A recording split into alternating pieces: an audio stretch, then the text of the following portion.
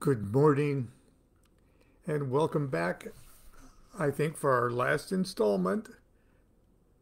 Of Low Magic. It's all in your head. You just have no idea how big your head is.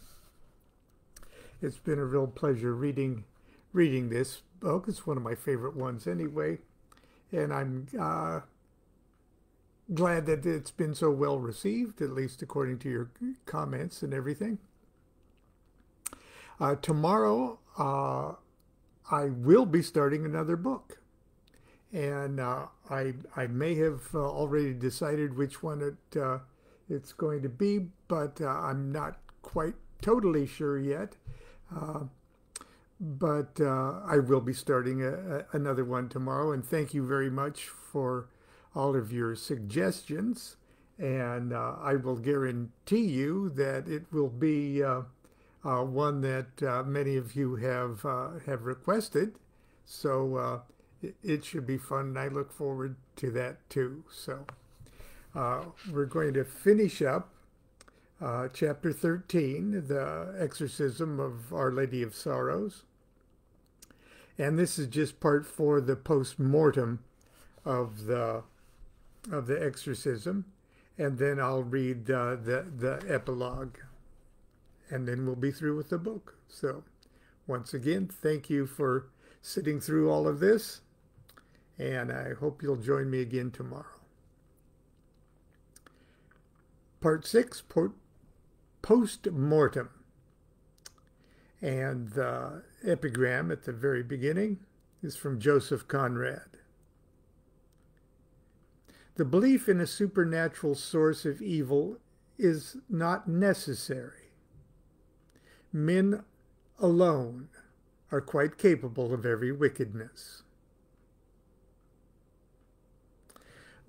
Mark and I treated ourselves to a couple of bottles of water as we debriefed in the faculty lounge. Neither of us shared many details of our labors. I did mention that Larry had burst in on me at the climax of my conjuration.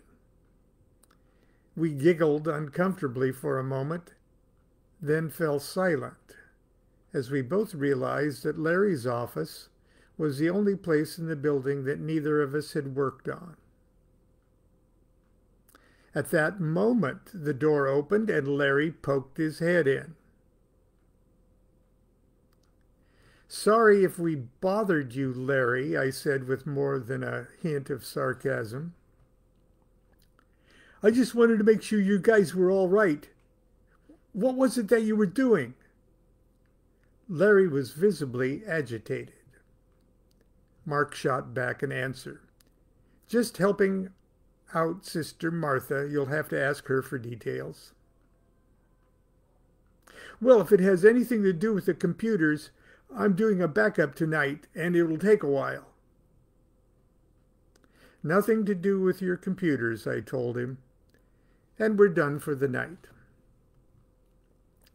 Larry said nothing in response. He just lingered in the doorway for a moment, as if unsure what to do or say next. Mark and I were indeed done for the night. We were both very tired.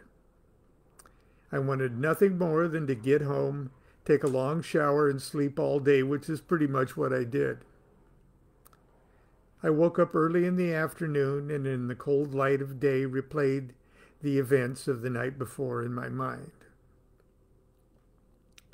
I was generally pleased with the exorcism and harbored little doubt that I'd magically done everything I was capable of doing. However, I was convinced that Sister Martha would need to address a couple of very serious issues if the school was ever to become psychically healthy.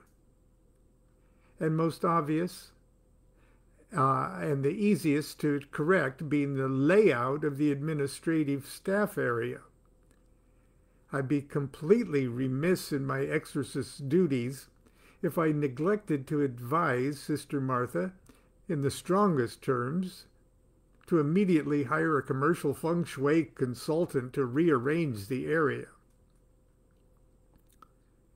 My second concern would be more difficult to address head on, because it dealt exclusively with my own personal and subjective impressions. I had to be very careful as to how I would go about advising Sister Martha on this issue. I'm referring, of course, to the issue of Larry. Please don't misunderstand me. I'm not, in my wildest magical fantasies, did I suspect Larry was consciously some kind of satanic minion, a Renfield to Slug's Dracula. I had no reason to believe he was anything more or less than a harmless IT nerd doing his best every night to make a living. But his insecurity, paranoid behavior, and willingness to defy Sister Martha's instructions led me to question, at the very least, his personal integrity and emotional stability. I'm not a mental health expert, and my impressions are totally subjective, but Larry's conduct and demeanor left me with a distinct impression that he was a very disturbed man. And very disturbed men make effective conduits, capacitors, condensers, storage batteries, and amplifiers of magical and psychic energy. You may beg the question, did the evil school building make Larry crazy, or did crazy Larry make the school building evil? It doesn't matter. Larry was likely every bit a victim as Sister Catherine, or the maintenance man who cut off his finger. As a magician, however, I cannot ignore the obvious. When I conjured the demon Slug by name, Larry the IT man walked into the room.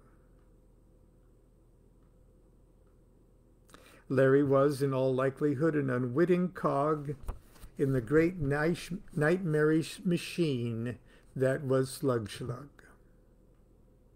I strongly believe that for the good of the school and for Larry's own good, he should be removed from that environment. I called Mark and we discussed our conclusions. Mark then called Sister Martha and told her that the staff area needed a feng shui professional to rearrange things.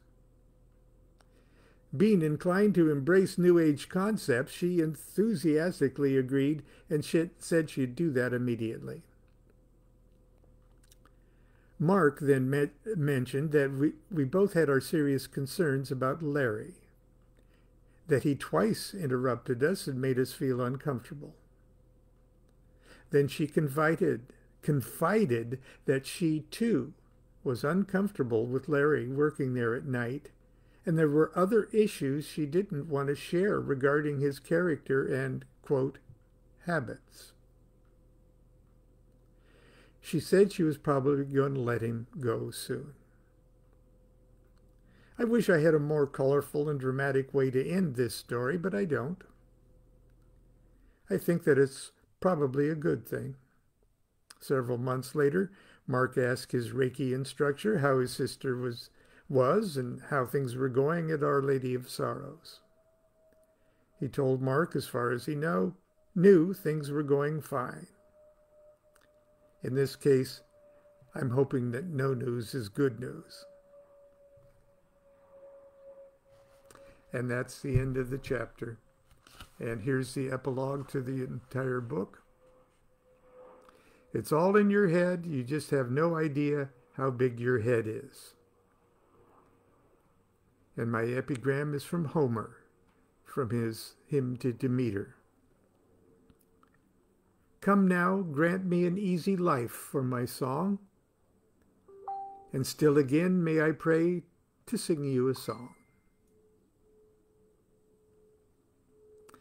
It's Christmas morning, 2009. As good a time as any to finish a book. So far in this incarnation, I've seen 62 Christmas mornings. I'm sure they're all worthy to be enshrined in my memory, but sadly, many are now unremembered, or else lie buried deep beneath more recent and dramatic memories. Forgotten or not, Christmas has always been a very magical time for me. I guess it is for many people. Long after I rejected the Christian faith, I still held fast to the sacredness of Christmas. For me, it's a celebration not of the stern, angry Father God or the loving, nurturing Mother Goddess, but of the child God, crowned and conquering. I confess, even at my age, I feel like a child. That's got to be a good thing in the aeon where God is a child. And so I'm always restless on Christmas morning, restless like a child who doesn't know which new toy to play with first. Restless to create something with my energy. One Christmas morning, about 30 years ago, I got up and melted a bag full of candle stubs into a round Christmas cookie tin. I munched cookies while I waited for the wax to cool in the refrigerator. Then I popped the thick wax disc out of the tin and set to work carving the intricate design of John Dee's famous Sigillum Deameth. Constance made me do this messy wax work out on the back porch. But I didn't care. It was my Christmas present to myself, to my child self. And a very good present it had turned out to be. I immediately put it to work contacting angels, and it has remained the centerpiece of my Enochian magical work these 30 odd, very odd, years. Like a magic carpet, it's carried me around the world. It's been the inspiration for 2 books and countless classes, lectures, and workshops. Most importantly, it's helped me travel to other worlds, other dimensions, other heavens. I can Can I truthfully say, like the title of this chapter suggests, that all this magic, all these experiences have merely taken place in my head? Yes, I'm saying that. It's all in your head.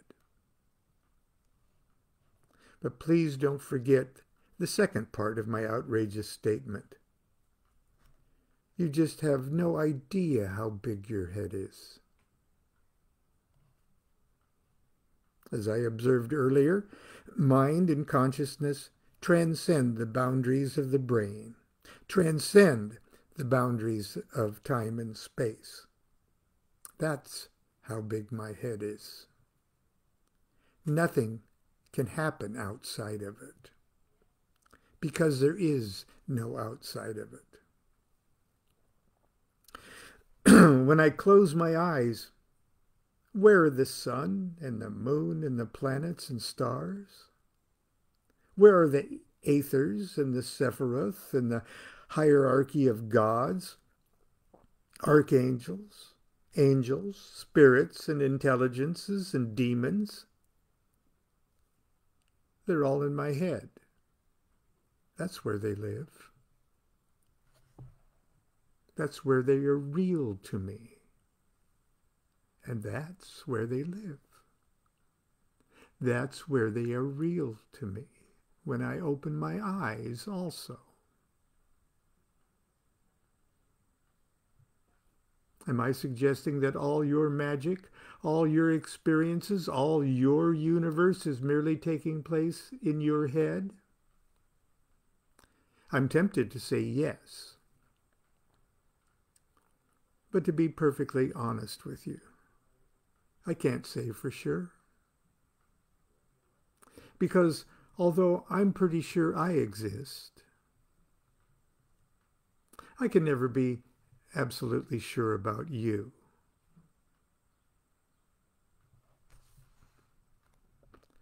And that's the end of Low Magic. It's all in your head.